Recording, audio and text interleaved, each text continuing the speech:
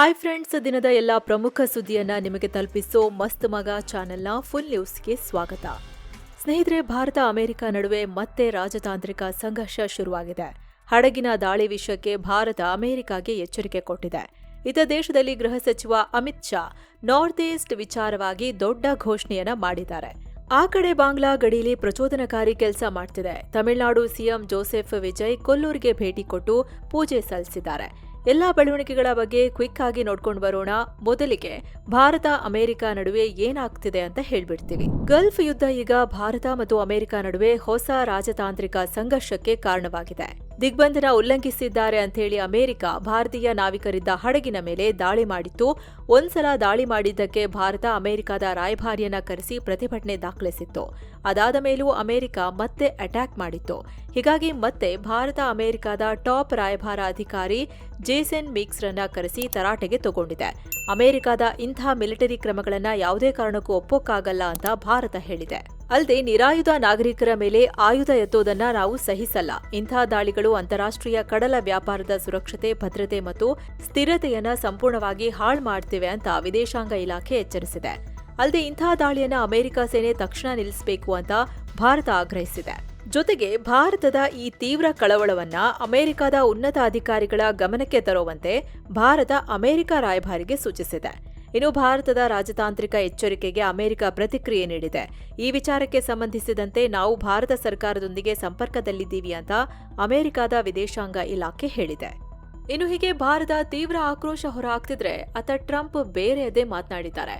ಭಾರತದ ಹಡಗುಗಳ ಮೇಲೆ ಇರಾನ್ ದಾಳಿ ಮಾಡಿದೆ ಅಂತ ಗಂಭೀರ ಆರೋಪ ಮಾಡಿದ್ದಾರೆ.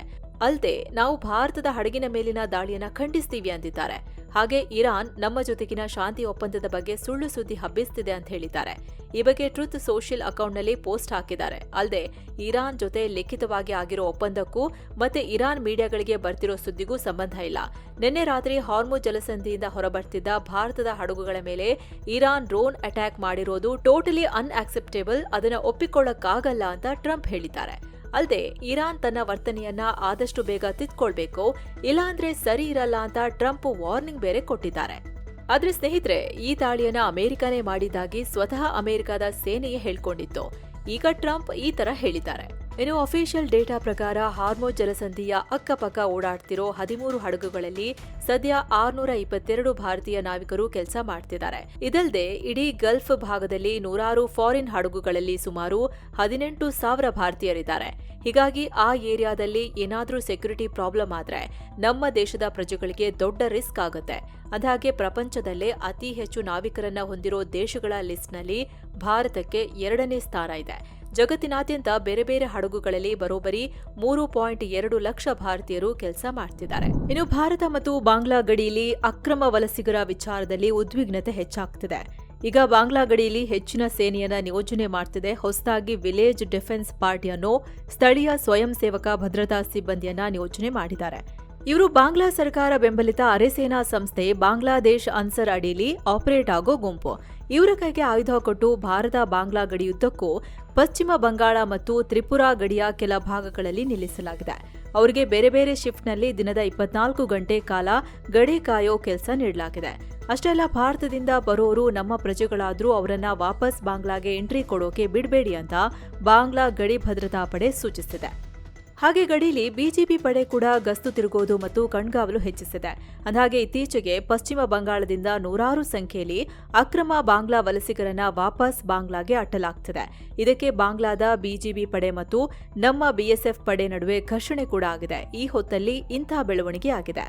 ಈ ನಡುವೆ ಜೂನ್ 8ರಿಂದ 11ರವರೆಗೆ ದಿಲ್ಲಿಯ ಬಿಎಸ್ಎಫ್ ಹೆಡ್ ಕ್ವಾರ್ಟರ್ನಲ್ಲಿ 57ನೇ director general level border coordination conference ನಡೆದಿತ್ತು. ಬಿಎಸ್ಎಫ್ ಮಹಾನಿರ್ದೇಶಕರಾದ ಪ್ರವೀಣ್ ಕುಮಾರ್ ನೇತೃತ್ವದ ಭಾರತದ ನಿಯೋಗ ಮತ್ತು ಬಿಜಿಬಿ ಮಹಾನಿರ್ದೇಶಕರಾದ ಮೇಜರ್ ಜನರಲ್ ಮೊಹಮ್ಮದ್ ಅಶ್ರಫುಜ್ಜಮನ್ ಸಿದ್ದಿಕಿ ನಿಯೋಗದ ನಡುವೆ ಈ ಮೀಟಿಂಗ್ ಆಯಿತು. ಈ ವೇಳೆ ಎರಡೂ ಕಡೆಯವರು ನಶಾವಸ್ತು, ಶಸ್ತ್ರಾಸ್ತ್ರ ಕಳ್ಳ ಸಾಗಣೆ ಮತ್ತು ಅಕ್ರಮವಾಗಿ ಗಡಿ ನುಸುಳೋದನ್ನ ತಡೆಯೋ ಬಗ್ಗೆ ಡಿಸ್ಕಸ್ ಮಾಡಿದ್ದಾರೆ. ಜೊತೆಗೆ ಕೋಆರ್ಡಿನೇಟೆಡ್ ಪ್ಯಾಟ್ರೋಲ್, ಇಂಟೆಲಿಜೆನ್ಸ್ ಶೇರಿಂಗ್ ಮೂಲಕ ಉಭಯ ದೇಶಗಳ ನಡುವಿನ ಸಹಕಾರ ಹೆಚ್ಚಿಸೋಣ ಅಂತ ಹೇಳಿಕೆಯನ್ನ ರಿಲೀಸ್ ಮಾಡಿದ್ದಾರೆ. ಅಲ್ಲದೆ ಭಾರತ ಬಾಂಗ್ಲಾ ಗಡಿಯಲ್ಲಿ ಶಾಂತಿ ಸ್ಥಿರತೆ ಕಾಪಾಡೋಕೆ ಕಮಿಟ್ ಆಗಿದ್ದೇವೆ ಅಂತ ಎರಡೂ ಕಡೆಯವರು ಪುನರುಚ್ಚಾರ ಮಾಡಿದ್ದಾರೆ. ಕೇಂದ್ರ ಗೃಹ ಸಚಿವ ಅಮಿತ್ ಶಾ ಈಶಾನ್ಯ ರಾಜ್ಯಗಳಿಗೆ ಸಂಬಂಧಪಟ್ಟಂತೆ ದೊಡ್ಡ ಘೋಷಣೆಯನ್ನ ಮಾಡಿದ್ದಾರೆ. 2027ರ ಹೊತ್ತಿಗೆ ಇಡೀ ನಾರ್ತ್ ಈಸ್ಟ್ನಿಂದ ಆಫ್ಸ್ಪಾ ಅಥವಾ ಸಶಸ್ತ್ರ ಪಡೆಗಳ ವಿಶೇಷ ಅಧಿಕಾರ ಕಾಯ್ದೆಯನ್ನ ವಾಪಸ್ ಪಡೀತೀವಿ ಅಂತ ಹೇಳಿದ್ದಾರೆ. ಆಫ್ಸ್ಪಾ ಅಂದ್ರೆ ಇದು armed forces special powers act. 1958ರಲ್ಲಿ ಈ ಕಾನೂನನ್ನ ಜಾರಿಗೆ ತರಲಾಯಿತು. ಗಲಭೆಗಳು ನಡೆಯೋ ಡಿಸ್ಟರ್ಬ್ ಏರಿಯಾಗಳಲ್ಲಿ ಶಾಂತಿ ಕಾಪಾಡೋಕೆ ನಮ್ಮ ಸೇನೆಗೆ ಸ್ಪೆಷಲ್ ಪವರ್ಸ್ ಕೊಡೋದೇ ಈ ಆಕ್ಟ್. 1958ರಲ್ಲಿ ಅಸ್ಸಾಂನ ನಾಗಾ ಹಿಲ್ಸ್ನಲ್ಲಿ ಇದನ್ನ ಜಾರಿ ಮಾಡಿ ನಿಧಾನವಾಗಿ ನಾರ್ತ್ ಈಸ್ಟ್ನ 7 ರಾಜ್ಯಗಳಿಗೂ ವಿಸ್ತರಣೆ ಮಾಡಿದ್ರು. 1990ರಿಂದ ಜಮ್ಮು ಕಾಶ್ಮೀರದಲ್ಲೂ ಇದು ಜಾರಿಯಲ್ಲಿದೆ. ಆದರೆ ಇದರಿಂದ ಮಾನವ ಹಕ್ಕುಗಳ ಉಲ್ಲಂಘನೆ ಆಗ್ತಿದೆ ಅಂತ ಆಗಾಗ ದೊಡ್ಡ ಮಟ್ಟದಲ್ಲಿ ವಿರೋಧ ಕೂಡ ವ್ಯಕ್ತವಾಗ್ತಿತ್ತು. ಈಗ ನಾರ್ತ್ ಈಸ್ಟ್ನಲ್ಲಿ ಪರಿಸ್ಥಿತಿ ಸುಧಾರಿಸ್ತಿರೋದ್ರಿಂದ ಈ ಕಾಯ್ದೆಯನ್ನ ಕಂಪ್ಲೀಟ್ ಆಗಿ ವಾಪಸ್ ಪಡಿತೀವಿ. ಆಫ್ಸ್ಪಾ ವ್ಯಾಪ್ತಿ ಕಮ್ಮಿ ಆಗ್ತಿರೋದು ಅಲ್ಲಿ ಶಾಂತಿ ನೆಲೆಸಿರೋದಕ್ಕೆ ಸಾಕ್ಷಿ ಅಂತ ಅಮಿತ್ ಶಾ ಕ್ಲಾರಿಟಿ ಕೊಟ್ಟಿದ್ದಾರೆ. ಇದರ ಜೊತೆಗೆ ಕೇಂದ್ರ ಸರ್ಕಾರ ಅಸ್ಸಾಂ ಮತ್ತೆ ನಾಗಾಲ್ಯಾಂಡ್ ಮಧ್ಯೆ ನವದೆಹಲಿಯಲ್ಲಿ ಒಂದು ಮಹತ್ವದ MOU ಸೈನ್ ಆಗಿದೆ. ಅಸ್ಸಾಂ ನಾಗಾಲ್ಯಾಂಡ್ ಬಾರ್ಡರ್ನಲ್ಲಿರೋ 1000 ಚದರ ಕಿಲೋಮೀಟರ್ ವಿವಾದಿತ ಜಾಗದಲ್ಲಿ ತೈಲ ಮತ್ತು ಖನಿಜಗಳನ್ನು ಅನ್ವೇಷಣೆ ಮಾಡೋಕೆ ಈ ಒಪ್ಪಂದ ಮಾಡಿಕೊಳ್ಳಲಾಗಿದೆ. ಈ ಜಾಗದಲ್ಲಿ ಯಾರು ಅಧಿಕಾರ ನಡೆಸಬೇಕು ಅನ್ನೋ ಗಲಾಟೆಯಿಂದ 30 ವರ್ಷಗಳಿಂದ ಇಲ್ಲಿ ಯಾವುದೇ ಎಕ್ಸ್ಪ್ಲೋರೇಷನ್ ಕೆಲಸ ಆಗಿರಲಿಲ್ಲ. ಈಗ ಕೊನೆ ಅಡೆತಡೆ ನಿವಾರಣೆ ಆಗಿದೆ. ಇಲ್ಲಿರೋ ಅಪಾರ ಪ್ರಮಾಣದ ತೈಲ, ಗ್ಯಾಸ್ ಮತ್ತೆ ಖನಿಜಗಳನ್ನು ಹೊರತೆಗೆಯೋಕೆ ದಾರಿ ಕ್ಲಿಯರ್ ಆಗಿದೆ ಅಂತ ಅಮಿತ್ ಶಾ ಹೇಳಿದ್ದಾರೆ. ಇನ್ನು 7 ಸೈನ್ಸ್ ಟೂರಿಸಂ ಅವರು ಹೊಸ ಟ್ರಿಪ್ ಆಯೋಜನೆ ಮಾಡಿದ್ದಾರೆ. ಜುಲೈ 6ಕ್ಕೆ ಹೋಗ್ತಾರೆ. ಇದರಲ್ಲಿ ಶಿರಡಿ ಸಾಯಿಬಾಬಾ, ಭೀಮಾಶಂಕರ್, ನಾಸಿಕ್ ತ್ರಯಂಬಕೇಶ್ವರ, ಪಂಚವಟಿ, ಕೃಷ್ಣೇಶ್ವರ ಜ್ಯೋತಿರ್ಲಿಂಗ ಮತ್ತೆ ಎಲ್ಲೋರಾ ಜಾಗಗಳನ್ನ ಕವರ್ ಮಾಡ್ತಿದ್ದಾರೆ. ಹಿರಿಯರಿಗೆ ವಿಶೇಷವಾಗಿ ಕೇರ್ ತಗೋತಾರೆ. ಆಸಕ್ತರು ಕಾಲ್ ಮಾಡಿ ಬುಕ್ ಮಾಡ್ಕೊಳ್ಳಿ. ಬಂಗಾಳದಲ್ಲಿ ಮಮತಾ ಬ್ಯಾನರ್ಜಿ ಅವರಿಗೆ ಹೊಸ ಸಂಕಷ್ಟ ಶುರುವಾಗಿದೆ. ಟಿಎಂಸಿಯ ಬಂಡಾಯ ಸಂಸದರು ಈಗ ಪಾರ್ಟಿ ಸಿಂಬಲ್ ನಮಗೆ ಸೇರಬೇಕು ಅಂತ ಡಿಮ್ಯಾಂಡ್ ಇಟ್ಟಿದ್ದಾರೆ. ಟಿಎಂಸಿ 19 ಎಂಪಿಗಳು ಲೋಕಸಭಾ ಸ್ಪೀಕರ್ಗೆ ಲೆಟರ್ ಕೊಟ್ಟಿದ್ದಾರೆ. ಅದರಲ್ಲಿ ನಮಗೆ ಪಾರ್ಲಿಮೆಂಟ್ನಲ್ಲಿ ಸಪರೇಟ್ ಗುಂಪು ಮಾಡೋಕೆ ಅವಕಾಶ ಕೊಡಿ, ನಾವೇ ಅಸಲಿ ಟಿಎಂಸಿ, ಪಾರ್ಟಿ ಸಿಂಬಲ್ ನಮಗೆ ಸೇರಬೇಕು ಅಂತ ಕೇಳಿದ್ದಾರೆ. ಜೊತೆಗೆ ತಾವೇ ಅಸಲಿ ಟಿಎಂಸಿ ಅಂತ ಗುರುತಿಸಬೇಕು ಅಂತೇಳಿ ಸೋಮವಾರ ಲೋಕಸಭಾ ಸ್ಪೀಕರ್ ಓಂ ಬಿರ್ಲಾ ಅವರನ್ನ ಭೇಟಿ ಕೂಡ ಆಗಲಿದ್ದಾರೆ. ಟಿಎಂಸಿಲಿ ಒಟ್ಟು 28 ಲೋಕಸಭಾ ಎಂಪಿಗಳಿದ್ದು ಅದರಲ್ಲಿ 19 ಜನ ಈಗ ಬಂಡಾಯ ಎದ್ದಿದ್ದಾರೆ. ಈ 19 ಜನರ ಲಿಸ್ಟ್ನಲ್ಲಿ ಪ್ರಮುಖವಾಗಿ ಮಾಜಿ ಕ್ರಿಕೆಟಿಗ ಯೂಸುಫ್ ಪಠಾಣ್, ಕಾಕೋಲಿ ಘೋಷ್ ಹಾಗೂ ಸಾಯೋನಿ ಘೋಷ್ ಇದ್ದಾರೆ ಅನ್ನೋದು ಲೆಟರ್ ಮೂಲಕ ಕನ್ಫರ್ಮ್ ಆಗಿದೆ. ಎಲ್ಲಾ ಸಂಸದರು ಈ ಮನವಿ ಪತ್ರಕ್ಕೆ ಸಹಿ ಹಾಕಿದ್ದಾರೆ. ಇವರೆಲ್ಲ ನಾವು NDA ಸೇರಲ್ಲ, ಬಂಗಾಳದ ಇಂಟ್ರೆಸ್ಟ್ಗಾಗಿ ಇಂಡಿಪೆಂಡೆಂಟ್ ಆಗಿ ಕೆಲಸ ಮಾಡ್ತೀವಿ ಅಂತ ಸ್ಪಷ್ಟಪಡಿಸಿದ್ದಾರೆ. ಇಲ್ಲಿ ಇನ್ನೊಂದು ಇಂಟ್ರೆಸ್ಟಿಂಗ್ ವಿಚಾರ ಏನಂದ್ರೆ ಈ ಲೆಟರ್ ಮೇ 18ರಂದೇ ಸ್ಪೀಕರ್ಗೆ ಹೋಗಿದೆ. ಆದರೆ ಮೇ 19ರಂದು ಕಲ್ಯಾಣ್ ಬ್ಯಾನರ್ಜಿ ಅವರನ್ನ ಪಾರ್ಟಿಯ ಚೀಫ್ ವಿಪ್ ಆಗಿ ನೇಮಕ ಮಾಡಲಾಗಿತ್ತು. ಅಂದ್ರೆ ಈಗ ಕಲ್ಯಾಣ ಬ್ಯಾನರ್ಜಿ ಅವರ ಬಳಿ ಬಂಡಾಯ ಸಂಸದರನ್ನ ಪಾರ್ಟಿಯಿಂದ ಉಚ್ಚಾಟನೆ ಮಾಡೋ ಪವರ್ ಇದೆ. ನಾವೇ ಅಲ್ಲೇ ಟಿಎಂಸಿ ಅಂತ ಹೇಳ್ತಿರೋ ಈ ಸಂಸದರನ್ನ ಪಾರ್ಟಿಯಿಂದಲೇ ವಜಾ ಮಾಡಿದ್ರೆ ಇವರು ಸಿಂಬಲ್ ಕ್ಲೇಮ್ ಮಾಡ್ಕೊಳ್ಳೋಕೆ ಆಗಲ್ಲ. ಹಾಗಾಗಿ ಸ್ಪೀಕರ್ ಈ ಟೈಮಿಂಗ್ಸ್ ಮತ್ತು ಟೆಕ್ನಿಕಲ್ ರೂಲ್ಸ್ ಇಟ್ಕೊಂಡು ಏನ್ ನಿರ್ಧಾರ ತಗೋತಾರೆ ಅನ್ನೋದು ಕುತೂಹಲ ಮೂಡಿಸಿದೆ. ಮುಂದೆ ಇದು ದೊಡ್ಡ ಲೀಗಲ್ ಫೈಟ್ ಆಗೋ ಚಾನ್ಸಸ್ ಇದೆ. ಎಲೆಕ್ಷನ್ ಕಮಿಷನ್ ಮುಂದೆ ಕೂಡ ಹೋಗಿ ಪಾರ್ಟಿ ಸಿಂಬಲ್ ನಮ್ಗೇ ಬೇಕು ಅಂತ ಬಂಡಾಯ ಎಂಪಿಗಳು ಫೈಟ್ ಮಾಡಲಿದ್ದಾರೆ. ಇದು ಸುಪ್ರೀಂ ಕೋರ್ಟ್ ಮೆಟ್ಲೇರೋ ಸಾಧ್ಯತೆ ಕೂಡ ಇದೆ. ಹೀಗಾಗಿ ಟಿಎಂಸಿಯ ಫ್ಯೂಚರ್ ಈಗ ಸ್ಪೀಕರ್ ಮತ್ತೆ ಎಲೆಕ್ಷನ್ ಕಮಿಷನ್ ಕೈಲಿದೆ. ನಿಷೇಧಿತ ಉಗ್ರ ಸಂಘಟನೆ ಹಿಜ್ಬ್ ಉತ್ ತಹ್ರೀರ್ನ ಡಿಜಿಟಲ್ ನೆಟ್ವರ್ಕ್ ಧ್ವಂಸಕ್ಕೆ NIA ದೊಡ್ಡ ಪ್ಲಾನ್ ಮಾಡಿದೆ.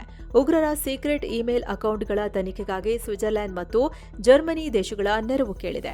ಈ ಸಂಘಟನೆಯ ವಿದೇಶಿ ಹ್ಯಾಂಡ್ಲರ್ಗಳು ಎನ್ಕ್ರಿಪ್ಟೆಡ್ ಇಮೇಲ್ ಪ್ಲಾಟ್ಫಾರ್ಮ್ಗಳನ್ನು ಬಳಕೆ ಮಾಡ್ತಿದ್ದಾರೆ. ಹಾಗಾಗಿ ಜಿನೆವಾ ಮೂಲದ ಪ್ರೋಟಾನ್ ಮತ್ತು ಜರ್ಮನಿಯ ಟುಟು ಮೇಲ್ ಪರಿಶೀಲನೆಗೆ ರಿಕ್ವೆಸ್ಟ್ ಕಳಿಸಲಾಗಿದೆ. ಕೇಂದ್ರ ಗೃಹ ಇಲಾಖೆ ಮೂಲಕ ಈ ಮನವಿ ಸಲ್ಲಿಕೆಯಾಗಿದೆ. ಅಂದಾಗೆ ಮೂಲಭೂತವಾದ ಹರಡೋದು ಮತ್ತು ಪ್ರಜಾಪ್ರಭುತ್ವ ಸರ್ಕಾರಗಳನ್ನು ಉರುಳಿಸ್ತೀವಿ ಅಂತ ಈ ಸಂಘಟನೆ ಹುಟ್ಕೊಂಡಿದೆ. ಭಾರತ 2024ರಲ್ಲಿ ಇದನ್ನ ಬ್ಯಾನ್ ಮಾಡಿದೆ. ಇನ್ನು ತಮಿಳುನಾಡು ಸಿಎಂ ಜೋಸೆಫ್ ವಿಜಯ್ ಉಡುಪಿ ಜಿಲ್ಲೆಯ ಕೊಲ್ಲೂರು ದೇವಾಲಯಕ್ಕೆ ಭೇಟಿ ನೀಡಿದ್ದಾರೆ. ಮೂಕಾಂಬಿಕಾ ದೇವಿ ದರ್ಶನ ಪಡೆದು ವಿಶೇಷ ಪೂಜೆ ಸಲ್ಲಿಸಿದ್ದಾರೆ. ಹಾಗೆ ದೇವಿಗೆ 1 ಕೆಜಿ 600 ಗ್ರಾಂ ಬೆಳ್ಳಿ ಖಡ್ಗ ಕೂಡ ಅರ್ಪಿಸಿದ್ದಾರೆ. ಮಳೆಗಾಲದ ಹಿನ್ನೆಲೆ ಆಗುಂಬೆ ಘಾಟ್ನಲ್ಲಿ ಭಾರೀ ವಾಹನಗಳ ಸಂಚಾರವನ್ನ ಸಂಪೂರ್ಣ ನಿಷೇಧಿಸಲಾಗಿದೆ. ಜೂನ್ 15ರಿಂದ ಮಳೆಗಾಲ ಮುಗಿಯೋ ತನಕ ಈ ನಿಯಮ ಜಾರಿಯಲ್ಲಿರಲಿದೆ. ಈ ಕುರಿತು ಶಿವಮೊಗ್ಗ ಡಿಸಿ ಪ್ರಭುಲಿಂಗ ಕವಳಿಕಟ್ಟಿ ಅಧಿಕೃತ ಆದೇಶ ಹೊರಡಿಸಿದ್ದಾರೆ. ಭೂಕುಸಿತ ಮತ್ತು ಭೀಕರ ಅಪಘಾತಗಳನ್ನು ತಡೆಯೋಕೆ ಈ ಕ್ರಮ ಕೈಗೊಳ್ಳಲಾಗಿದೆ. ಪ್ರಯಾಣಿಕರ ಅನುಕೂಲಕ್ಕಾಗಿ ಕೊಲ್ಲೂರು ಮತ್ತು ಶೃಂಗೇರಿ ಮಾರ್ಗವಾಗಿ ಪರ್ಯಾಯ ರಸ್ತೆ ಕಲ್ಪಿಸಲಾಗಿದೆ. ಹಿಂದುಳಿದ ವರ್ಗಗಳ ಕಲ್ಯಾಣ ಇಲಾಖೆಯಲ್ಲಿ ಅನುದಾನ ತಾರತಮ್ಯ ಆರೋಪಕ್ಕೆ ಸಂಬಂಧಿಸಿದಂತೆ ಮಾಜಿ ಸಿಎಂ ಸಿದ್ದರಾಮಯ್ಯ ಸ್ಪಷ್ಟನೆಯನ್ನ ಕೊಟ್ಟಿದ್ದಾರೆ. ಇದು ಫಲಾನುಭವಿಗಳ ಅಂತಿಮ ಪಟ್ಟಿಯಲ್ಲ, ಬರೀ ಪೂರ್ವಭಾವಿ ಮಂಜೂರಾತಿ ಅಂದಿದ್ದಾರೆ. ಇಲಾಖೆಗೆ ಕುರುಬ ಸಮುದಾಯದಿಂದ ಹೆಚ್ಚಿನ ಸಂಖ್ಯೆಯಲ್ಲಿ ಮನವಿಗಳು ಬಂದಿದ್ವು. ಹೀಗಾಗಿ ಆ ಸಮುದಾಯಕ್ಕೆ ಹೆಚ್ಚಿನ ಅನುದಾನ ಹೋಗಿದೆ ಹೊರತು ತಾರತಮ್ಯ ಮಾಡಿಲ್ಲ ಅಂತ ಸಿದ್ದರಾಮಯ್ಯ ಹೇಳಿದ್ದಾರೆ.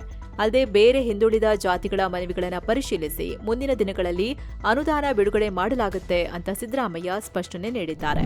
ನೇತ್ರಾವತಿ ತೀರದ ಬುರುಡೆ ಕೇಸ್ಗೆ ಹೊಸ ಟ್ವಿಸ್ಟ್ ಸಿಕ್ಕಿದೆ. ಪ್ರಮುಖ ಆರೋಪಿ ಚಿನ್ನಯ್ಯ ಹೈಕೋರ್ಟ್ಗೆ ಸಲ್ಲಿಸಿರೋ ರಿಟ್ ಅರ್ಜಿಯಲ್ಲಿ ಕೆಲ ಸ್ಫೋಟಕ ವಿಷಯಗಳನ್ನು ಉಲ್ಲೇಖ ಮಾಡಿದ್ದಾರೆ. ಈ ಪ್ರಕರಣದಲ್ಲಿ 200 ಕೋಟಿ ರೂಪಾಯಿ ಬಜೆಟ್ ಇಟ್ಕೊಳ್ಳಲಾಗಿತ್ತು ಅಂತ ಅರ್ಜಿಲಿ ಚಿನ್ನಯ್ಯ ಹೇಳಿದ್ದಾರೆ. ಅಲ್ಲದೆ ಈ ರಿಟ್ ಅರ್ಜಿಲಿ ಬಹುಭಾಷಾ ನಟ ಪ್ರಕಾಶ್ ರಾಜ್ ಹೆಸರನ್ನ ಚಿನ್ನಯ್ಯ ಉಲ್ಲೇಖಿಸಿದ್ದಾರೆ. ಅರ್ಜಿಲಿ ಒಂದು ದಿನ ಗಿರೀಶ್ ಮಟ್ಟಣ್ಣನವರ್ ಪ್ರಕಾಶ್ ರಾಜ್ಗೆ ಫೋನ್ ಮಾಡಿದ್ರು. ಆಗ ಫೋನ್ ನನ್ನ ಕೈಲಿ ಕೊಟ್ರು. ಪ್ರಕಾಶ್ ರಾಜ್ ಮಟ್ಟಣ್ಣನವರ್ ಏನ್ ಹೇಳ್ತಾರೋ ಅದನ್ನೇ ಅಧಿಕಾರಿಗಳ ಮುಂದೆ ಹೇಳಬೇಕು ಅಂತ ಹೇಳಿದ್ರು ಅಂತ ಚಿನ್ನಯ್ಯ ಹೇಳಿದ್ದಾರೆ. ಅಲ್ಲದೆ ಈ ಬುರುಡೆ ಪ್ರಕರಣ ಯಶಸ್ವಿಯಾದ್ರೆ 50 ಲಕ್ಷ ಕೊಡೋದಾಗಿ ನನಗೆ ಆಮಿಷ ಒಡ್ಡಿದ್ರು. ಇದಕ್ಕಾಗಿ ಅಂತಾರಾಜ್ಯ ಮಟ್ಟದಲ್ಲಿ ಬರೋಬ್ಬರಿ 200 ಕೋಟಿ ರೂಪಾಯಿಯ ವಹಿವಾಟು ಆಗಿದೆ. ತಿಮ್ಮರೋಡಿ, ಮಟ್ಟಣ್ಣವರ್, ವಿಠಲಗೌಡ ಮತ್ತು ಜಯಂತ್ ಈ ಷಡ್ಯಂತ್ರದ ಅಸಲಿ ರೂವಾರಿಗಳು. ನಿಜವಾದ ಆರೋಪಿಗಳ ಹೆಸರು ಹೇಳಿದ್ರು ಎಸ್ಐಟಿ ಕ್ರಮ ಕೈಗೊಂಡಿಲ್ಲ ಅಂತ ಚಿನ್ನಯ್ಯ ಅರ್ಜಿಲಿ ಹೇಳಿದ್ದಾರೆ. ಯೂಟ್ಯೂಬರ್ಗಳಾದ ಸಮೀರ್, ಎಂಡಿ, ಅಜಯ್, ದಿನೇಶ್ ಅನ್ನೋರ ಪಾತ್ರದ ಬಗ್ಗೆ ಉಲ್ಲೇಖಿಸಲಾಗಿದೆ. ಸದ್ಯ ಹೈಕೋರ್ಟ್ ಈ ಅರ್ಜಿ ವಿಚಾರಣೆ ಕೂಡ ಮಾಡಿದೆ. ಸರ್ಕಾರ ಮತ್ತು ಈ ಪ್ರಕರಣದ ತನಿಖೆ ನಡೆಸಿರೋ ಎಸ್ಐಟಿಗೆ ನೋಟಿಸ್ ಜಾರಿ ಮಾಡಿದೆ. ಜೂನ್ 29ರೊಳಗೆ ತನಿಖಾ ಸ್ಥಿತಿಗತಿ ವರದಿ ಕೊಡಿ ಅಂತ ಕೇಳಿದೆ. ಅರ್ಜಿಯ ಮುಂದಿನ ವಿಚಾರಣೆನ ಅದೇ ಜೂನ್ 29ಕ್ಕೆ ಮುಂದೂಡಿದೆ. ಇನ್ನು ಚಿನ್ನಯ್ಯನ ಆರೋಪಕ್ಕೆ ನಟ ಪ್ರಕಾಶ್ ರಾಜ್ ರಿಯಾಕ್ಟ್ ಮಾಡಿದ್ದಾರೆ. ಇದೆಲ್ಲ ಗಾಳಿ ಸುದ್ದಿ, ಇದನ್ನ ನಂಬೇಡಿ ಅಂತ ಹೇಳಿದ್ದಾರೆ. ಇದು ಅತ್ಯಂತ ಸೂಕ್ಷ್ಮ ವಿಷಯ ಮತ್ತು ಕೋಟ್ಯಾಂತರ ಭಕ್ತರ ನಂಬಿಕೆಗೆ ಸಾಕ್ಷಿಯಾಗಿರೋದ್ರಿಂದ ಇಂಥ ಅನುಮಾನಗಳಿಗೆ ಉತ್ತರಿಸೋದು ನನ್ನ ಕರ್ತವ್ಯ ಆಗಿದೆ. 2 ದಿನಗಳಲ್ಲಿ ಇದಕ್ಕೆ ಸೂಕ್ತ ಪ್ರತಿಕ್ರಿಯೆ ನೀಡ್ತೀನಿ ಅಂತ ಪ್ರಕಾಶ್ ರಾಜ್ ಹೇಳಿದ್ದಾರೆ. ಇತ್ತ ರಾಜ್ಯದ home minister Priyank Kharge react ಮಾಡಿ, ಪ್ರಕಾಶ್ ರಾಜ್ ಹೆಸರು ಉಲ್ಲೇಖ ಆದ ಕೂಡಲೇ ಅವರೇನು ಕ್ರಿಮಿನಲ್ ಅಲ್ಲ, ಕೋರ್ಟ್ ಎಸ್ಐಟಿ ಮುಖ್ಯಸ್ಥರನ್ನ ಕೇಳಿದೆ, ಅವರು ಉತ್ತರ ಕೊಡ್ಲಿ, ಮಾಧ್ಯಮಗಳಲ್ಲಿ ಚರ್ಚೆ ಮಾಡೋಕೆ ಆಗಲ್ಲ ಅಂತ ಖರ್ಗೆ ಹೇಳಿದ್ದಾರೆ. ಎಸ್ಐಟಿ ಕೋರ್ಟ್ಗೆ ತಿಳಿಸಿದ ಬಳಿಕ ಮಾಹಿತಿ ನೀಡ್ತೀವಿ ಅಂದಿದ್ದಾರೆ. ಸಿಎಂ ಡಿಕೆ ಶಿವಕುಮಾರ್ ದಿಲ್ಲಿಲಿ ರಾಷ್ಟ್ರಪತಿ ದ್ರೌಪದಿ ಮುರ್ಮು ಅವರನ್ನ ಭೇಟಿಯಾಗಿದ್ದಾರೆ. ಜೊತೆಗೆ ಉಪರಾಷ್ಟ್ರಪತಿ ರಾಧಾಕೃಷ್ಣನ್ ಅವರನ್ನ ಕೂಡ ಭೇಟಿಯಾಗಿ ಚರ್ಚೆ ನಡೆಸಿದ್ದಾರೆ. ಜೊತೆಗೆ ಡಿಕೆಶಿ ಕೇಂದ್ರ ಜಲ ಸಚಿವ ಸಿಆರ್ ಪಾಟೀಲ್ ರನ್ನ ಮೀಟ್ ಮಾಡಿದ್ದಾರೆ. ರಾಜ್ಯದ ಪ್ರಮುಖ ನೀರಾವರಿ ಯೋಜನೆಗಳಾದ ಮೇಕೆದಾಟು, ಕೃಷ್ಣಾ ಮೇಲ್ದಂಡೆ, ಭದ್ರಾ ಮೇಲ್ದಂಡೆ, ಮಹದಾಯಿ ಯೋಜನೆಗಳಿಗೆ ಅನುದಾನ ನೀಡಬೇಕು ಅಂತ ಮನವಿ ಮಾಡಿದ್ದಾರೆ. ಭಾರೀ ವಿವಾದದ ನಡುವೆಯೇ ಬಿಡದಿ ಟೌನ್ಶಿಪ್ ವಿಚಾರವಾಗಿ ರಾಜ್ಯ ಸರ್ಕಾರ ದೊಡ್ಡ ಹೆಜ್ಜೆ ಇಟ್ಟಿದೆ. ಟೌನ್ಶಿಪ್ ಯೋಜನೆಯ ಮೊದಲ ಹಂತದ ಭೂಸ್ವಾಧೀನಕ್ಕೆ ಸರ್ಕಾರ ಅಂತಿಮ ಅಧಿಸೂಚನೆ ಹೊರಡಿಸಿದೆ. ಈ ಮೊದಲ ಹಂತದ ಭೂಸ್ವಾಧೀನ ರಾಮನಗರ ಮತ್ತು ಹಾರೋಹಳ್ಳಿ ತಾಲೂಕುಗಳ ವ್ಯಾಪ್ತಿಯಲ್ಲಿ ನಡೆಯಲಿದೆ. ಒಟ್ಟು 9 ಕಂದಾಯ ಗ್ರಾಮಗಳ ಪೈಕಿ ಮೊದಲಿಗೆ 3 ಗ್ರಾಮಗಳನ್ನು ಆಯ್ಕೆ ಮಾಡಿಕೊಳ್ಳಲಾಗಿದೆ. ಇಲ್ಲಿ 518 ಎಕರೆ ಭೂಸ್ವಾಧೀನ ಮಾಡ್ಕೋತಾರಂತೆ. ಪ್ರತಿ ಎಕರೆ ಭೂಮಿಗೆ ಕನಿಷ್ಠ 2.07 ಕೋಟಿಯಿಂದ 2.50 ಕೋಟಿ ರೂಪಾಯಿ ನೀಡೋಕೆ ನಿರ್ಧಾರ ಮಾಡಿದ್ದಾರೆ. ರೈತರಿಗೆ ಮತ್ತೊಂದು ಆಯ್ಕೆಯಾಗಿ 50% ಭೂಮಿಯನ್ನ ವಾಪಸ್ ಕೊಡಲಾಗುತ್ತೆ. ಹಣ ಅಥವಾ ಜಮೀನು ಇದರಲ್ಲಿ ಒಂದನ್ನ ರೈತರು ತಗೋಬೇಕು. ಇನ್ನು ಜೂನ್ 21ರಂದು ನೀಟ್ ಯುಜಿ 2026ರ ಮರು ಪರೀಕ್ಷೆ ನಡೆಯಲಿದ್ದು, ರಾಷ್ಟ್ರೀಯ ಪರೀಕ್ಷಾ ಸಂಸ್ಥೆ ಅಧಿಕೃತ ಅಧಿಸೂಚನೆ ಹೊರಡಿಸಿದೆ. ಈ ಬಾರಿ ಅಭ್ಯರ್ಥಿಗಳಿಗೆ ಪರೀಕ್ಷೆ ಬರೆಯೋಕೆ ಎಕ್ಸ್ಟ್ರಾ 15 ನಿಮಿಷ ನೀಡಲಾಗುತ್ತೆ.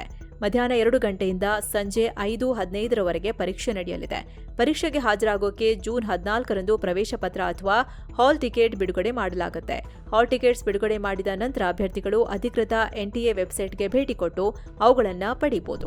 ರಾಷ್ಟ್ರೀಯ ಭದ್ರತಾ ಮಂಡಳಿ ಸಚಿವಾಲಯದ ನೂತನ ಮಿಲಿಟರಿ ಸಲಹೆಗಾರರಾಗಿ ಲೆಫ್ಟಿನೆಂಟ್ ಜನರಲ್ ರಾಜೀವ್ ಘಾಯ್ ನೇಮಕಗೊಂಡಿದ್ದಾರೆ. ಭಾರತೀಯ ಸೇನೆಯ ಡೆಪ್ಯೂಟಿ ಚೀಫ್ ಕೂಡ ಆಗಿರೋ ರಾಜೀವ್ ಘಾಯ್ ಅವರಿಗೆ ಈ ದೊಡ್ಡ ಜವಾಬ್ದಾರಿ ನೀಡಲಾಗಿದೆ. ಆಪರೇಷನ್ ಸಿಂಧೂರ್ ವೇಳೆ ಇವರು ಮಿಲಿಟರಿ ಕಾರ್ಯಾಚರಣೆಯ ಮಹಾನಿರ್ದೇಶಕರು ಅಂದ್ರೆ ಡಿಜಿಎಂಒ ಆಗಿದ್ರು. ಈಗ ಇವರು ರಾಷ್ಟ್ರೀಯ ಭದ್ರತಾ ಸಲಹೆಗಾರ ಅಜಿತ್ ದೋವಲ್ ನೇತೃತ್ವದ ಮಂಡಳಿಗೆ ಮಿಲಿಟರಿ ಸಲಹೆಗಾರರಾಗಿ ಕೆಲಸ ಮಾಡಲಿದ್ದಾರೆ. ಇನ್ನು ಸೇವೆಯಲ್ಲಿರುವ ಅಧಿಕಾರಿಯೊಬ್ಬರನ್ನ ಈ ಪ್ರಮುಖ ಹುದ್ದೆಗೆ ನೇಮಿಸಿರೋದು ಇದೇ ಮೊದಲು ಅಂತ ಗೊತ್ತಾಗಿದೆ. ನೆರೆಯ ಕೇರಳದಲ್ಲಿ ಆತಂಕ ಹುಟ್ಟಿಸಿರೋ ಶಿಗೆಲಾ ಸೋಂಕಿನ ಭೀತಿ ಈಗ ಕರ್ನಾಟಕಕ್ಕೂ ತಟ್ಟಿದೆ. ಕೇರಳದಲ್ಲಿ 4 ವರ್ಷದ ಮಗು ಬಲಿಯಾದ ಬೆನ್ನಲ್ಲೇ ಕರ್ನಾಟಕ ಆರೋಗ್ಯ ಇಲಾಖೆ ಹೈ ಅಲರ್ಟ್ ಘೋಷಿಸಿದೆ. ರಾಜ್ಯದ ಗಡಿ ಜಿಲ್ಲೆಗಳಲ್ಲಿ ತೀವ್ರ ನಿಗಾ ವಹಿಸುವಂತೆ ವೈದ್ಯರು ಮತ್ತು ಅಧಿಕಾರಿಗಳಿಗೆ ಕಟ್ಟುನಿಟ್ಟಿನ ಸೂಚನೆ ನೀಡಲಾಗಿದೆ. ಆರೋಗ್ಯ ಸಚಿವ ಯುಟಿ ಖಾದರ್ ಈ ಬಗ್ಗೆ ಮಾತನಾಡಿದ್ದು, ಅಗತ್ಯವಿರೋ ಎಲ್ಲಾ ಮುಂಜಾಗ್ರತಾ ಕ್ರಮಗಳನ್ನು ಕೈಗೊಳ್ಳಲಾಗುತ್ತಿದೆ. ಗಡಿ ಭಾಗಗಳಲ್ಲಿ ತಪಾಸಣೆ ತೀವ್ರಗೊಳಿಸಲಾಗಿದೆ ಅಂದಿದ್ದಾರೆ. ಇದೇ ಕೇರಳದಲ್ಲಿ ಮತ್ತೆ ನಿಫಾ ಸೋಂಕು ಕೂಡ ಆತಂಕ ಹುಟ್ಟಾಕಿದೆ. ಕೋಜಿಕೋಡ್ನಲ್ಲಿ 43 ವರ್ಷದ ವ್ಯಕ್ತಿಗೆ ನಿಫಾ ವೈರಸ್ ಇರೋದು ಕನ್ಫರ್ಮ್ ಆಗಿದೆ. ಆರ್ಎಸ್ಎಸ್ ಮುಖ್ಯಸ್ಥ ಮೋಹನ್ ಭಾಗವತ್ ಪ್ರಯಾಣಿಸುತ್ತಿದ್ದ ರೈಲಿನ ಮೇಲೆ ಕಲ್ಲು ತೂರಾಟ ನಡೆಸಲಾಗಿದೆ. ಯುಪಿಯ ಕಾನ್ಪುರದಿಂದ ದಿಲ್ಲಿಗೆ ಹೋಗ್ತಿದ್ದ ಸ್ವರ್ಣ ಶತಾಬ್ದಿ ಎಕ್ಸ್ಪ್ರೆಸ್ ರೈಲನ್ನ ಟಾರ್ಗೆಟ್ ಮಾಡಿದ್ದಾರೆ. ಗುರುವಾರ ರಾತ್ರಿ ನಡೆದ ಈ ಘಟನೆಯಿಂದಾಗಿ ರೈಲಿನ ಕೋಚ್ನ ಕಿಟಕಿ ಗ್ಲಾಸ್ ಸಂಪೂರ್ಣ ನಾಶ ಆಗಿದೆ. ಮೋಹನ್ ಭಾಗವತ್ಗೆ ಯಾವುದೇ ಅಪಾಯ ಆಗಿಲ್ಲ. ಸದ್ಯ ಈ ಘಟನೆಗೆ ಸಂಬಂಧಿಸಿದಂತೆ ಇಬ್ಬರು ಆರೋಪಿಗಳನ್ನು ಬಂಧಿಸಲಾಗಿದ್ದು ತನಿಖೆ ನಡೆಯುತ್ತಿದೆ. ಇನ್ನು ಪ್ರಧಾನಿ ಮೋದಿ ನೇತೃತ್ವದಲ್ಲಿ 11ನೇ ನೀತಿ ಆಯೋಗದ ಮೀಟಿಂಗ್ ಬಗ್ಗೆ ಇನ್ನಷ್ಟು ಮಾಹಿತಿ ಸಿಕ್ಕಿದೆ. ಈ ಬಾರಿ ವಿಶೇಷ ರೆಕಾರ್ಡ್ ಕೂಡ ಆಗಿದೆ. ಇದೇ ಮೊದಲ ಬಾರಿಗೆ ದೇಶದ ಎಲ್ಲ 28 ರಾಜ್ಯಗಳ ಮುಖ್ಯಮಂತ್ರಿಗಳು ಈ ಮೀಟಿಂಗ್ಗೆ ಅಟೆಂಡ್ ಆಗಿದ್ದಾರೆ. ಮೀಟಿಂಗ್ನಲ್ಲಿ ಮಾತನಾಡಿದ ಪಿಎಂ ಮೋದಿ, ಫಾರಿನ್ ಇನ್ವೆಸ್ಟ್ಮೆಂಟ್ ತರೋಕೆ ರಾಜ್ಯಗಳು ಇನ್ವೆಸ್ಟರ್ಸ್ ಪ್ರಾಬ್ಲಮ್ಸ್ ಬೇಗ ಸಾಲ್ವ್ ಮಾಡಬೇಕು ಅಂತ ಹೇಳಿದ್ದಾರೆ. ಗ್ರೌಂಡ್ ಲೆವೆಲ್ನಲ್ಲಿ ಡೆವಲಪ್ಮೆಂಟ್ ಆಗೋಕೆ ಬರೀ ರಾಜ್ಯದ ಜಿಡಿಪಿ ಮಾತ್ರವಲ್ಲ, ಜಿಲ್ಲಾ ಮಟ್ಟದ ಜಿಡಿಪಿ ಕೂಡ ಲೆಕ್ಕ ಹಾಕಬೇಕು ಅಂತ ಸೂಚಿಸಿದ್ದಾರೆ. ಇನ್ನು ಸಿಎಂಗಳು ಕೂಡ ತಮ್ಮ ಡಿಮ್ಯಾಂಡ್ಸ್ ಇಟ್ಟಿದ್ದಾರೆ. ಮುಖ್ಯವಾಗಿ ಪೆಟ್ರೋಲ್, ಡೀಸೆಲ್ ಬೆಲೆ ಏರಿಕೆ ಆಗ್ತಿರೋದ್ರಿಂದ ಕಡಿಮೆ ರೇಟ್ಗೆ ಕರೆಂಟ್ ಸಿಗಬೇಕು, ಸೋಲಾರ್ ಎನರ್ಜಿಗೆ ಜಾಸ್ತಿ ಸಪೋರ್ಟ್ ಕೊಡಿ ಅಂತ ಹೇಳಿದ್ದಾರೆ. ಬೇರೆ ಬೇರೆ ರಾಜ್ಯಗಳ ಸಿಎಂಗಳು ತಮ್ಮದೇ ಆದ ಡಿಮ್ಯಾಂಡ್ ಇಟ್ಟಿದ್ದಾರೆ. ಇದರಲ್ಲಿ Tamil Nadu CM C Joseph Vijay ನಮ್ಮ ರಾಜ್ಯದ ಕೋಟಾದಲ್ಲಿ ಬರೋ ಎಂಬಿಬಿಎಸ್ ಸೀಟ್ಗಳನ್ನು ಕೇವಲ 12ನೇ ಕ್ಲಾಸ್ ಮಾರ್ಕ್ಸ್ ಆಧಾರದ ಮೇಲೆ ತುಂಬೋಕೆ ಪರ್ಮಿಷನ್ ಕೊಡಿ ಅಂತ ಕೇಳಿದ್ದಾರೆ. ನೀಟ್ ಎಕ್ಸಾಮ್ನಿಂದ ಬಡ ವಿದ್ಯಾರ್ಥಿಗಳಿಗೆ ತುಂಬಾ ಅನ್ಯಾಯ ಆಗ್ತಿದೆ, ಹೀಗಾಗಿ ನಮಗೆ ನೀಟ್ ಎಕ್ಸಾಮ್ ಬೇಡ ಅಂತ ವಿರೋಧ ಮಾಡಿದ್ದಾರೆ. ಇದೇ ವೇಳೆ ತೆಲಂಗಾಣ ಸಿಎಂ ರೇವಂತ್ ರೆಡ್ಡಿ ಕೂಡ ಇಂಟ್ರೆಸ್ಟಿಂಗ್ ಪ್ರಪೋಸಲ್ ಇಟ್ಟಿದ್ದಾರೆ. ದೇಶದ ಪ್ರಮುಖ 6 ಸಿಟಿಗಳಾದ ಡೆಲ್ಲಿ, ಮುಂಬೈ, ಕೋಲ್ಕತಾ, ಚೆನ್ನೈ, ಹೈದರಾಬಾದ್ ಮತ್ತೆ ಬೆಂಗಳೂರು ಡೆವಲಪ್ಮೆಂಟ್ಗಾಗಿ ಪ್ರಧಾನಿ ನೇತೃತ್ವದಲ್ಲಿ M6 ಟಾಸ್ಕ್ ಫೋರ್ಸ್ ಶುರು ಮಾಡಬೇಕು ಅಂತ ಕೇಳಿದ್ದಾರೆ. ಈ 6 ಸಿಟಿಗಳ ಡೆವಲಪ್ಮೆಂಟ್ಗೆ ತಲಾ 1 ಲಕ್ಷ ಕೋಟಿ ಸ್ಪೆಷಲ್ ಫಂಡ್ ಕೊಡಿ ಅಂತ ಡಿಮ್ಯಾಂಡ್ ಮಾಡಿದ್ದಾರೆ. ಮಧ್ಯಪ್ರದೇಶದ ರಾಜ್ಯಸಭಾ ಎಲೆಕ್ಷನ್ ವಿಚಾರದಲ್ಲಿ ಕಾಂಗ್ರೆಸ್ ನಾಯಕಿ ಮೀನಾಕ್ಷಿ ನಟರಾಜನ್ಗೆ ಸುಪ್ರೀಂ ಕೋರ್ಟ್ ಶಾಕ್ ಕೊಟ್ಟಿದೆ. ಮೀನಾಕ್ಷಿ ಅವರ ರಾಜ್ಯಸಭಾ ನಾಮಿನೇಷನ್ ರಿಜೆಕ್ಟ್ ಆಗಿತ್ತು. ಇದನ್ನ ಪ್ರಶ್ನಿಸಿ ಅವರು ಕೋರ್ಟ್ಗೆ ಹೋಗಿದ್ರು. ಆದ್ರೆ ಈಗ ಕೋರ್ಟ್ ಅವರ ಅರ್ಜಿಯನ್ನ ವಜಾ ಮಾಡಿದೆ. ಒಮ್ಮೆ ನಾಮಿನೇಷನ್ ರಿಜೆಕ್ಟ್ ಆದ್ರೆ ಅದನ್ನ ಎಲೆಕ್ಷನ್ ಕಮಿಷನ್ ಮುಂದೆನೆ ಸಾಲ್ವ್ ಮಾಡ್ಕೋಬೇಕು, ನಾವು ಮಧ್ಯಪ್ರವೇಶ ಮಾಡಲ್ಲ ಅಂತ ಹೇಳಿದೆ. ಗುಜರಾತ್ನ ಅಹಮದಾಬಾದ್ನಲ್ಲಿ ಏರ್ ಇಂಡಿಯಾ ವಿಮಾನ ದುರಂತ ನಡೆದು ಜೂನ್ 12ಕ್ಕೆ 1 ವರ್ಷ ಆಗಿದೆ. ಇದರ ತನಿಖೆ ನಡೆಸುತ್ತಿರೋ ಏರ್ಕ್ರಾಫ್ಟ್ ಆಕ್ಸಿಡೆಂಟ್ ಇನ್ವೆಸ್ಟಿಗೇಷನ್ ಬ್ಯೂರೋ ಎಎಐಬಿ 2ನೇ ಮಧ್ಯಂತರ ವರದಿ ರಿಲೀಸ್ ಮಾಡಿದೆ. ಏರ್ ಇಂಡಿಯಾ ವಿಮಾನ ದುರಂತದ ತನಿಖೆಯಲ್ಲಿ ದೊಡ್ಡ ಪ್ರಗತಿಯಾಗಿದೆ. Aircraft system, flight recorder data, maintenance records, operational documents ಹೀಗೆ ಎಲ್ಲಾ ಸಾಕ್ಷ್ಯಗಳನ್ನ ಒಟ್ಟು ಮಾಡಿ ತನಿಖೆ ಮಾಡಲಾಗಿದೆ. ಎಲ್ಲಾ ಫ್ಯಾಕ್ಟರ್ಗಳನ್ನ ಪರಿಗಣಿಸಿ ಪ್ರತಿಯೊಂದು ಆಂಗಲ್ನಲ್ಲಿ ದೊಡ್ಡ ಮಟ್ಟದ ಪರಿಶೀಲನೆ ನಡೆಸಲಾಗಿದೆ ಅಂತ ಎಎಐಬಿ ತಿಳಿಸಿದೆ. ಆದರೆ ಘಟನೆಗೆ ನಿಖರ ಕಾರಣ ಏನು ಅನ್ನೋದ್ರ ಬಗ್ಗೆ ಹೆಚ್ಚಿನ ಮಾಹಿತಿ ಕೊಟ್ಟಿಲ್ಲ. ನ್ಯೂಜಿಲೆಂಡ್ನ ಕ್ರಿಕೆಟ್ ಐಕಾನ್ ಕೇನ್ ವಿಲಿಯಮ್ಸನ್ ಅಂತಾರಾಷ್ಟ್ರೀಯ ಕ್ರಿಕೆಟ್ಗೆ ದಿಢೀರ್ ನಿವೃತ್ತಿ ಘೋಷಿಸಿದ್ದಾರೆ. ತಮ್ಮ 16 ವರ್ಷಗಳ ಸುದೀರ್ಘ ಹಾಗೂ ಅದ್ಭುತ ಕ್ರಿಕೆಟ್ ಜರ್ನಿಗೆ ತಕ್ಷಣದಿಂದಲೇ ಜಾರಿಗೆ ಬರುವಂತೆ ಬ್ರೇಕ್ ಹಾಕಿದ್ದಾರೆ. ಈ ಬಗ್ಗೆ ಮಾತನಾಡಿರೋ ವಿಲಿಯಮ್ಸನ್, ನಾನು ಇದರ ಬಗ್ಗೆ ಕೆಲ ದಿನಗಳಿಂದ ಯೋಚಿಸುತ್ತಿದ್ದೆ, ಈಗ ನಿವೃತ್ತಿ ಹೊಂದಲು ಸರಿಯಾದ ಸಮಯ ಬಂದಿದೆ ಅಂತ ಹೇಳಿದ್ದಾರೆ. ಇದ ಭಾರತದ ಷೇರುಪೇಟೆಯಲ್ಲಿ ಗೂಳಿ ಆರ್ಭಟ ಮಾಡಿದೆ. ವಾರದ ವಹಿವಾಟಿನ ಅಂತ್ಯಕ್ಕೆ ಸೆನ್ಸೆಕ್ಸ್ 1695 ಪಾಯಿಂಟ್ಸ್ ಅಥವಾ 2.30% ಜಂಪ್ ಆಗಿ 75,527ಕ್ಕೆ ತಲುಪಿದೆ. ನಿಫ್ಟಿ 461 ಪಾಯಿಂಟ್ಸ್ ಜಂಪ್ ಅಥವಾ 1.99% ಏರಿಕೆಯಾಗಿ 23,622ಕ್ಕೆ ತಲುಪಿದೆ. ಇತ್ತ ಮಿಡ್ ಕ್ಯಾಪ್ ಇಂಡೆಕ್ಸ್ 2.41% ಜಂಪ್ ಆಗಿದೆ. ಸ್ಮಾಲ್ ಕ್ಯಾಪ್ ಇಂಡೆಕ್ಸ್ 2.62% ಏರಿಕೆ ಕಂಡಿದೆ. ಹೂಡಿಕೆದಾರರು ಸಿಂಗಲ್ ಸೆಷನ್ನಲ್ಲಿ 9 ಲಕ್ಷ ಕೋಟಿಗೂ ಅಧಿಕ ಹಣ ಗಳಿಸಿದ್ದಾರೆ. ಬಿಎಸ್ಸಿ ಲಿಸ್ಟೆಡ್ ಕಂಪನಿಗಳ ಮಾರ್ಕೆಟ್ ಕ್ಯಾಪ್ 462 ಲಕ್ಷ ಕೋಟಿಗೂ ಅಧಿಕ ಹೆಚ್ಚಾಗಿದೆ. ಅಮೆರಿಕ ಮತ್ತು ಇರಾನ್ ನಡುವಿನ ಒಪ್ಪಂದದ ನಿರೀಕ್ಷೆ ಹಾಗೂ ಕಚ್ಚಾ ತೈಲ ಬೆಲೆ ಕುಸಿತವೇ ಮಾರ್ಕೆಟ್ ಮೇಲೇಳೋಕೆ ದೊಡ್ಡ ಕಾರಣ ಆಗಿದೆ. ಬ್ಯಾರೆಲ್ ಬ್ರೆಂಟ್ ಕ್ರೂಡ್ ಆಯಿಲ್ ಬೆಲೆ $87 ಆಸುಪಾಸಿನಲ್ಲಿದೆ. ಇನ್ನು ಇರಾನ್ ಮತ್ತು ಅಮೆರಿಕ ಬಗ್ಗೆ ಪಾಸಿಟಿವ್ ನ್ಯೂಸ್ ಹೊರಬಿದ್ದ ಬೆನ್ನಲ್ಲೇ ಜಾಗತಿಕ ಮಾರ್ಕೆಟ್ಗಳು ಕೂಡ ಚೆನ್ನಾಗಿ ಪರ್ಫಾರ್ಮ್ ಮಾಡಿದ್ವು. ಹಾಗೆ ಡಾಲರ್ ಮುಂದೆ ರೂಪಾಯಿ ಮೌಲ್ಯ ಕೂಡ ಚೇತರಿಕೆ ಕಂಡಿದೆ. ಈ ಎಲ್ಲಾ ಕಾರಣಗಳಿಂದ ಮಾರ್ಕೆಟ್ ಭರ್ಜರಿ ಏರಿಕೆ ಕಂಡಿದೆ. ಇನ್ನು Nestle, tech Mahindra, power grid ಮತ್ತು ಟಾಟಾ ಸ್ಟೀಲ್ ರೆಡ್ನಲ್ಲಿದ್ವು. ಇನ್ನು Bajaj finance, L&T, Tata motors, Titan ಮತ್ತು ಎಟರ್ನಲ್ ಗ್ರೀನ್ನಲ್ಲಿದ್ವು. ಇನ್ನು ಒಟ್ಟಾರೆ ಎನ್ಎಸ್ಇನಲ್ಲಿ 564 ಸ್ಟಾಕ್ಸ್ ರೆಡ್ನಲ್ಲಿದ್ರೆ 2739 ಸ್ಟಾಕ್ಸ್ ಗ್ರೀನ್ನಲ್ಲಿ ಕೊನೆಗೊಂಡಿವೆ. ಇತ್ತ ಬಿಎಸ್ಸಿನಲ್ಲಿ 1046 ಸ್ಟಾಕ್ಸ್ ರೆಡ್ನಲ್ಲಿದ್ರೆ 3222 ಸ್ಟಾಕ್ಸ್ ಗ್ರೀನ್ನಲ್ಲಿ ಕೊನೆಗೊಂಡಿವೆ. ಇನ್ನು ಡಾಲರ್ ಮುಂದೆ ರೂಪಾಯಿ ಮೌಲ್ಯ 77 ಪೈಸೆ ಏರಿಕೆಯಾಗಿ $95.08 ಆಗಿದೆ. ಇನ್ನು ಮೇ ತಿಂಗಳ ಚಿಲ್ಲರೆ ಹಣದುಬ್ಬರ ಪ್ರಮಾಣ ಭಾರಿ ಹೆಚ್ಚಳವಾಗಿದೆ. $3.93ಕ್ಕೆ ತಲುಪಿದೆ.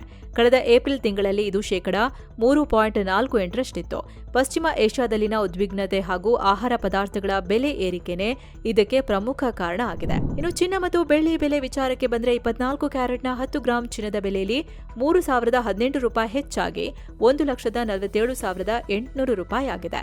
ಹಾಗೆ 22 ಕ್ಯಾರೆಟ್ನ 10 ಗ್ರಾಂ ಚಿನ್ನದ ಬೆಲೆಯಲ್ಲಿ $2,770 ರೂಪಾಯಿ ಹೆಚ್ಚಾಗಿ 1,35,390 ರೂಪಾಯಿ ಆಗಿದೆ. 1 ಕೆಜಿ ಬೆಳ್ಳಿ ಬೆಲೆ 9,991 ರೂಪಾಯಿ ಹೆಚ್ಚಾಗಿ 2,42,582 ರೂಪಾಯಿ ಆಗಿದೆ. ಸೊ ಫ್ರೆಂಡ್ಸ್, ಇದಾಗಿತ್ತು ಇವತ್ತಿನ ಫುಲ್ ನ್ಯೂಸ್. ಇನ್ನು ವಿಡಿಯೋಗಳಿಗೆ ಜಾಯಿನ್ ಆಪ್ಷನ್ ಇದೆ, ಆಸಕ್ತರು ಜಾಯಿನ್ ಆಗಬಹುದು. ಇದರಿಂದ ನಿಮಗೆ ವಿಶೇಷ ವಿಡಿಯೋಗಳು ಸಿಗುತ್ತೆ, ಹಾಗೆ ನಮ್ಮ ತಂಡಕ್ಕೆ ಬೆಂಬಲ ಕೊಟ್ಟಂತೆಯೂ ಆಗುತ್ತೆ. ಆಸಕ್ತರು ಕನ್ಸಿಡರ್ ಮಾಡಬಹುದು. ಹೀಗೆ ಮತ್ತೆ ಭೇಟಿ ಆಗ್ತಿರೋಣ. ನಮಸ್ಕಾರ.